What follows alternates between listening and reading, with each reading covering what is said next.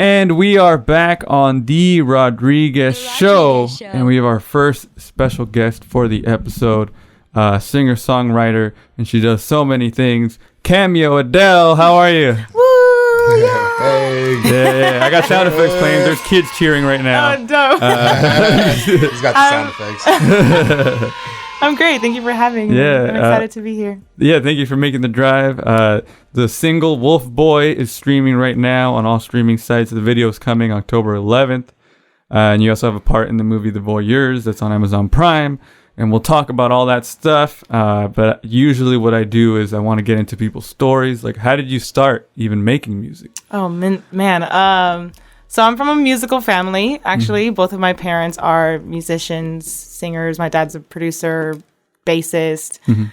Music was definitely something that was sort of expected of us. Oh, okay. I remember when I told my mom I was enrolling into like community college, and she's like, "What are you doing? Like, are you supposed to do music?" Which is like a lot different than what most families deal with. Straight up, right? Yeah. It's like That's so funny. It's expectation. It wasn't even like it was tolerated. No, it was expected. It was expected. Yeah, because most families, they're doing the other way around, right? If you want to pursue music, they're like, we want you to do something more practical. Yeah, my family was the exact opposite. Like, practical, chase your dreams. What are you doing? Yeah. So, yeah, entertainment is something that I think my whole family is kind of into. Like, I have other siblings that are in the entertainment industry. I have nieces that are in the entertainment industry. So, yeah, I mean, birth is where I got my start. So you had you always been writing like since you were young, like since you were able to write, you started writing music? Yeah, I started writing like poetry first around like 11, 12. But I would say that I started to really, I was writing music during that time, but I didn't start to really like record and like pursue myself as an artist till like 2014, which I came out with my first project on SoundCloud called The Queen's Letters. It was like an EP, 5 tracks. And since then, I just feel like I've been more in a flow of who I am as an artist. Yeah. Before that, it was definitely a lot of figuring it out. Just, finding your sound, your identity. Yeah. So was there anybody that influenced you? Like, who were people you were like looking up to when you were just trying to figure out who you were? Lauryn Hill was a big, I found, Miseducation, and that kind of changed my life for sure. Classic album, classic. The Frank album by Amy Winehouse really changed my life. That one's a good one too. And everything that Erykah Badu has ever done. Honestly. Yeah, those artists kind of just helped me realize that. I think before that, I had this sort of stigma that like, I was just used to being in a lot of like rap spaces and a lot of rap. The way that I think rap artists see singers is they see them as like R&B singers. Like you just kind of get pigeonholed into that. And I kind of realized pretty early on that I didn't identify with that, at least not exclusively. So when I found, people like those artists that did more jazz or neo soul, it just sort of opened up a whole new world of what it is to just like be a Black artist really, and just the many ways that looks, and the fact that there isn't like a one way that that's supposed to manifest. Yeah, exactly. Yeah, because there's so many different styles of music. Then why would you just expect it to just be R&B? Exactly. So now when you write a song, do you have anything that you're like, oh, I can't talk about this? Do you hold back anything? No. No.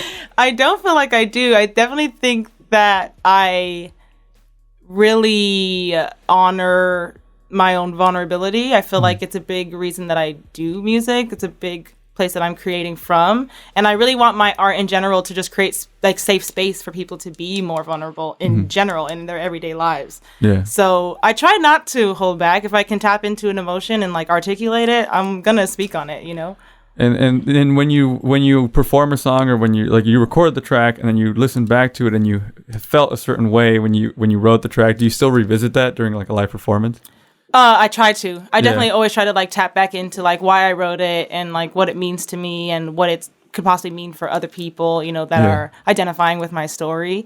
I try to always keep that in mind, because there are times, you perform a song so many times, sometimes it gets old to you, or you move on from a certain emotion and then you're not. It's harder to tap in. It's not the same. It's harder to tap in. But I try to just remember that, like, for some people, this is the first time that they're finding this, and like maybe someone really needs this art, So let me not always like be selfish in my own emotions, if that makes sense. Don't keep it to yourself. Yeah, Tell exactly. everybody. Yeah, exactly. You know, just be genuine to really tap into that, and hopefully, like, people can see themselves in it. Yeah. Yeah. What something that I saw that, like, speaking of like seeing yourself in that situation, the new song Wolf Boy, which I saw you perform on YouTube, it's about dating somebody, right? Can you tell us a little bit about what it's about? Because I feel like it's a very universal feeling. Yeah, it's essentially just like the idea of meeting someone that you have sort of like a certain perspective of them, or a certain like romanticized idea of them from the get-go, and maybe that could be because of what they're selling to you, you know, maybe that could be what they're showing you is like the perfect version of themselves, but the more you get to know them, they get too comfortable and they start acting up. I related that to being like dating a werewolf, essentially. Like, I'm assume that anyone that has ever dated a werewolf didn't know they were a werewolf. They started out and then they changed up. Yeah, they just switch up. So I really love how Wolf Boy makes, I think, what is honestly kind of a devastating experience, like to have that glass shattered, but it makes it playful and like easy to like go like process, because I think the way that Wolf Boy is, the song, it's very playful and lighthearted, you know. It is, yeah. It's super fun to listen. So how was the making of the song?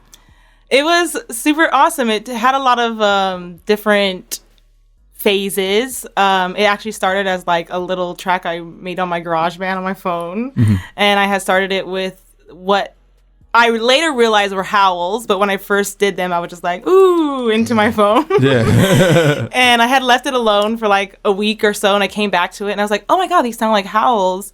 And then just from that, the phrase Wolf Boy, I Saw You Change kind of came into my head. And then I just started to play with all these dog references. I did like, Can You Dig What I Found, or I've Got a Bone to Pick with You, or I just started to play on all these like little dog references, that just to make it a really playful track. But it is about a sad situation. It's about, exactly. And I think I didn't even really tap into that until I performed an acoustic version of the song.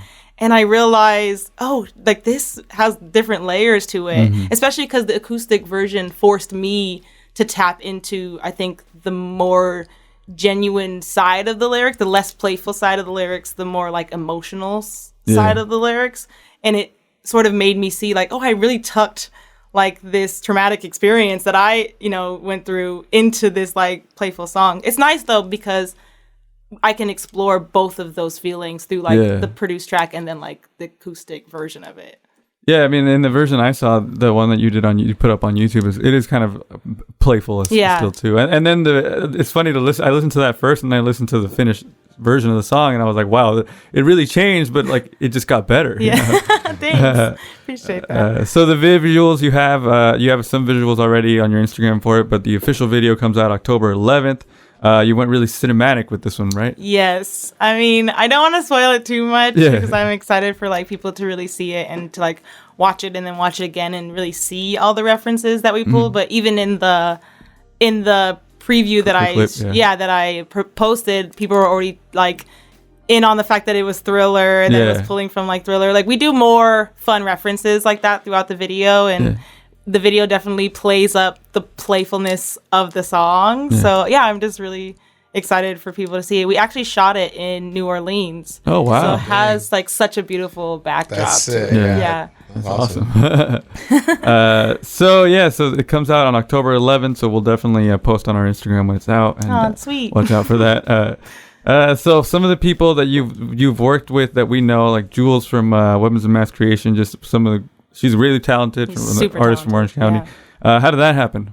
So Jules is my bestie. We're really close, but what's funny is we went to school together. Actually, we went to high school together at Savannah. I actually ended up only going to Savannah for 1 year. I ended up moving out to the Valley for the rest of my high school experience. So a lot of like, we're never friends in school, essentially. Like after school, I started to see that she was in a band with her brothers and they were making music. And I was like, this is so cool. Like we're super aligned. And then we started following each other on Twitter, and we're like, oh my God, we have all the same thoughts and opinions about things. And then I ended up reaching out to her actually about Get Me High, but like a few years before what is now Get Me High, you know? I think it was in like 2016 that I reached out to her about Get Me High. And I sent it to her and she was like, this is so dope. And I was like, yeah, please, you know, jump on it with me. And us creating that was kind of like one of the first times we hung out, actually, which is actually really crazy to think about. But yeah, and then, I mean, our friendship blossomed from there, and then it turned into us realizing that we also have very similar aesthetics, like aesthetic interests, and that's how, like, the music video was born, because it's so colorful, which is very much so like both of our brands. It does, like, it really fits, like, you're both your looks. Yeah, and I actually really just love the fact that, like we intend to continue to collaborate, essentially. You know, we love the ways in which our brands and sounds really complement each other. Yeah. You know? Well, it's only going to benefit us, the listening audience. So that's great. So speaking of collabs, I also want to talk about, you were in a movie with your brother. It's called The Voyeurs. It's on Amazon Prime. I watched it. I enjoyed the movie. It's twists and turns. And, lots of twists. Did you guys shoot that in Montreal? Is that where it was? Yeah, we did. How was that? It was a really cool experience. It's actually the first time I've ever like really acted. I have like experience with like drama and like, you know, like in school and stuff like that, like or community theater. But that was the first time I really like been on camera and like had lines, been to like a table read, like all of that was super new. I was fortunate to have been on set with him in the past, so that I'm able to see like what the workflow is like. So I was able to kind of jump into that. But it was interesting. I was definitely very determined to not be the sibling that couldn't act. I was like, you've made a name for yourself as a good actor. I can't come and then ruin our family name. I can't do that. You gotta step it up. I'm like, I gotta hold my ground. So I just put in time into like my lines and, you know, being genuine to the moment, and I was pretty proud of what I did. You know? It was good. It's a good scene. Pretty important part of the movie that propels everything forward. So. I mean, I'm hoping that it creates more opportunities to act too in the future. Well, I'm sure it will. Is there? Did you shoot that like during the COVID times, or was that before? It was actually right before. It was at the very end. Yeah, it was the very end of 2019 that we shot that in Montreal. Yeah. I was definitely very gracious to have Justice with me through that. My brother, just to like hold my hand kind of through it, you know, to give me feedback, and it was a fun experience, honestly. Well, check it out on Amazon Prime, The Voyeurs. And then before we get into the performance of Wolf Boy and everything else, you recently on Instagram were having a discussion about what is the greatest song of all time. And I gave my answer, which was I Want You Back by the Jackson 5. People gave their answers, but you did not give an answer from what I remember. What is what do you think is the best song of all time? Okay, so I will say that some of the answers that I got were like A1 answers. And some of them were Teenage Dream by Katy Perry. Yeah, I was like, what are you even trying to, what is the argument? I don't see it. But I would say I have two that I would like to throw in the running. Yeah. One would be Electric Feel by MGMT. Okay. I think that song is so unintentionally versatile. I feel like they approached it just thinking they were making some like weirdo hipster song, but like it can be interpreted in so many ways because it's such a dope melody. It has really dope there are dope things in the production that are so recognizable about the song, but they don't take away from its versatility because it's so experimental, you can experiment it in different genres and it still works. So I ride hard for Electric Feel. Hey, that's a good answer. I mean, Frank Ocean knew it too. He literally did his own cover of it. And then I think my second in the running would be Crazy by Gnarls Barkley. Wow, that is a classic song. That song, that song is fire. There's a reason why so many people have covered it. It's because it literally has good bones. That song has good bones. Yeah. It just has a great foundation. And those guys, they're just really good. Super talented. Super talented. I think Crazy gets its flowers. Like people know that Crazy is like an A1 song, you know? True. Well, those are some great answers. I didn't expect those. I thought it would be like older tracks. But most people did say older tracks. But that makes sense. So Wolf Boy is the new song. Is this the only single you'll be releasing this year? Or? I actually released a song earlier this year called "Fight for You." For the rest of the year, maybe I'm thinking of like surprising people later this year with a little something. Yeah, but I'm also just focused on being sure that I have more visuals. I mean, like that's a big side of like what I do, and that takes time. Yeah. You know, especially when you're an independent artist, like that stuff really takes time. So we'll see. I definitely have stuff in the vault. I definitely have stuff like locked and loaded. Well, we're excited to see it. Thank you for being here, Cameo Adele. I'll give the Instagram real quick. It's Cameo Adele _ on Instagram, and we're gonna have you perform Wolf Boy right now. But before that, we have this segment called 60 Seconds With. Okay. So it's the first thing that comes to mind. I'm just gonna give you a question, and we'll try to get through all these questions. You ready? You got it. Okay. You got it. All right. 60 seconds. It's Cameo Adele, and it starts now with favorite cartoon character. SpongeBob SquarePants. Favorite song right now. Oh my goodness. What's that song? Party Next Door. Not nice. Okay. One word to describe you when you were a kid. One word? Yeah. Lost. Do you have a hidden talent? No. Indica, sativa, or hybrid? Hybrid. Name of your best friend in high school. Diana. First CD you ever bought. Jonas Brothers. First song you illegally downloaded. Something by Drake. And your favorite movie. Space Jam. Do you prefer rap and Drake or R&B Drake? R&B Drake. Early 2000s hip hop or early 2010s? Early 2000s. And your favorite thing about music? Connectivity. And that was 60 Seconds with Cameo Adele on The Rodriguez Show. So you ready to do the track? Okay, let's do it. All right. We'll have Mondo load that up. You ready over there, Mondo? Yeah. All right. This is Cameo Adele performing Wolf Boy on The Rodriguez Show. Let's do it.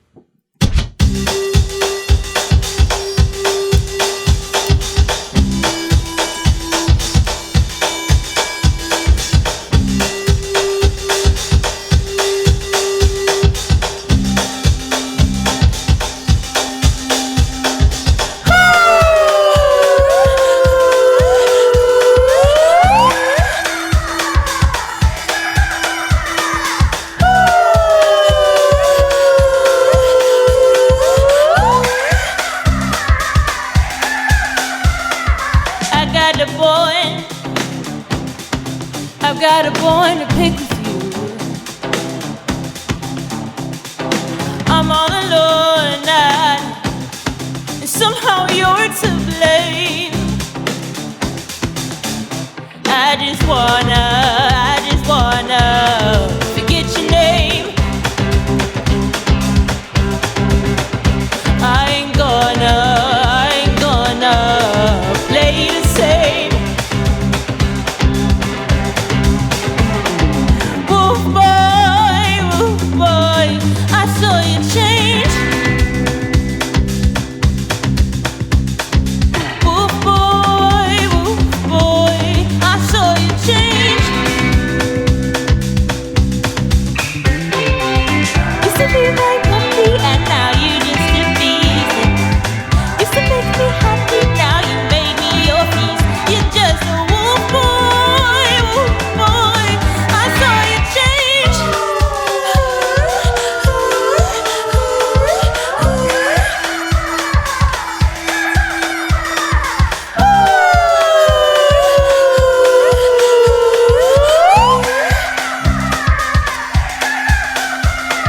Say, can you dig what I found? It turns out I'm not alone when you're not around. You think you're some tough stuff, I hope you're happy now. If you're gonna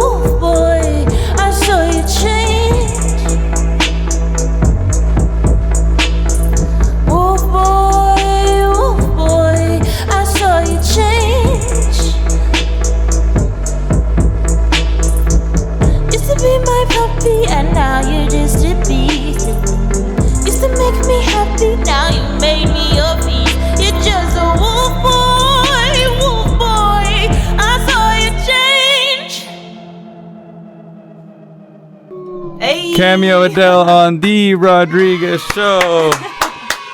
That was great. Thanks, y'all. Thanks for having me. Perfect timing. I brought my wolf boy today. But thank you so much for doing that. Follow her on Instagram at Cameo Adele, CameoAdele_. And yeah, thank you again. Yeah, thank you guys so much for having me. This is super fun. We're going to get back into the music with Mondo. We'll be back with more on The Rodriguez Show. Let's get it.